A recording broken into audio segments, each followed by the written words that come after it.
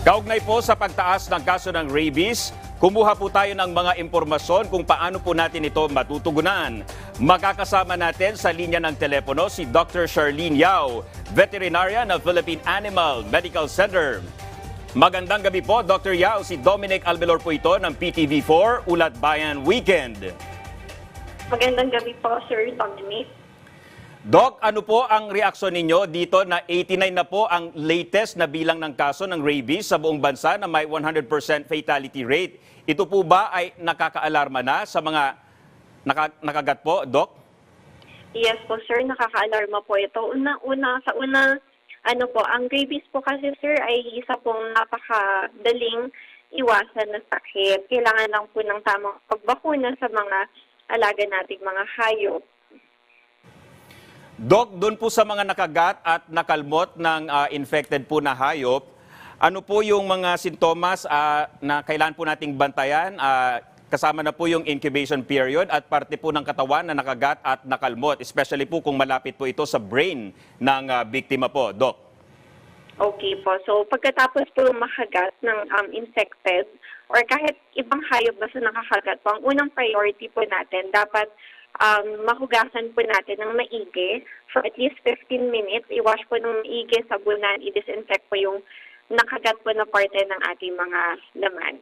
Tapos, pagkatapos doon, mag-obserba po sa loob ng 2 weeks. Minimum yan sa loob ng 2 weeks may lalabas pong mga symptoms or kakaibang mga bagay kung kayo po ay nakagat ng infected po na mga alaga po. Doc, kapag mas malapit po ba sa utak ng biktima ay mas delikado po ba, Doc? Yes po, sir. So, mas maaga din po ang pwedeng pagkakaroon ng mga nervous signs o yung mga symptoms niya na related po sa brain, nervous system po. Doc, ano-ano po yung mga sintomas o palatandaan sa mga alagang hayop kung infected po sila o meron silang rabies, Doc? Okay. Kapag meron pong rabies ang isang alaga, tatandaan po natin, meron pong 3 stages yan. So, ang pinaka-early stage niya, dapat mapapansin natin, meron pa lang sa behavior niya sa umpisa. Minsan nilalagnat, tapos bumabagal po yung reflex ng mata ng ating mga alaga.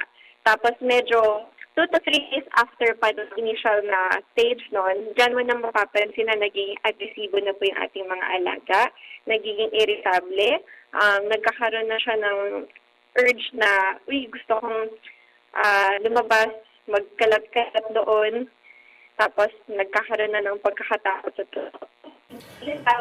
tapos nanggat po ng walang kadahilanan. Doc, may kinalaman po ba yung napakainit na panahon sa pagtaas po ng mga kaso ng rabies dito sa bansa po? More on yung kanina pala. Pagkatapos po ng mga ganun, ang end stage po nun is na-depress, napaparalyze po yung aso, tapos nakokoma. So far po yung pagtaas po ng rabies incident natin ngayon, medyo mas malaki po ang factor nun na hindi po masyadong nababakunahan yung ibang mga pets kasi marami din po sa atin yung mga may alaga na walang bakuna. So, usually pag mainit, minsan pwedeng nagagala din po yung mga alaga natin. Doc, panghuli na lang po, doon po sa mga pet owner na hindi sineseryoso ang taunang pagpapabakuna sa kanilang mga alaga, ano po yung babala at paalala natin sa kanila, Doc? Okay. Palagi po nilang iisipin yung kapakanan po ng pamilya po nila, ng mga alaga nilang hayop, tapos pati po yung mga pamilya na maaapektuhan po. Kasi hindi na natin maibabalik yung buhay kapag meron pong naapektuhan pamilya or namatay dahil po sa rabies. Medyo mabigat po yung sa kalooban talaga. So, kailangan maging responsable po tayo. Ang bakuna naman kasi hindi naman po siya hassle. So, kumbaga sa isang taon, kahit isang shot lang po kailangan ng ating mga alaga. Tapos, hindi naman po ganun kamahalan yung rabies vaccine. Alright, maraming salamat po, Dr. Charlene Yao. Good evening po, Doc.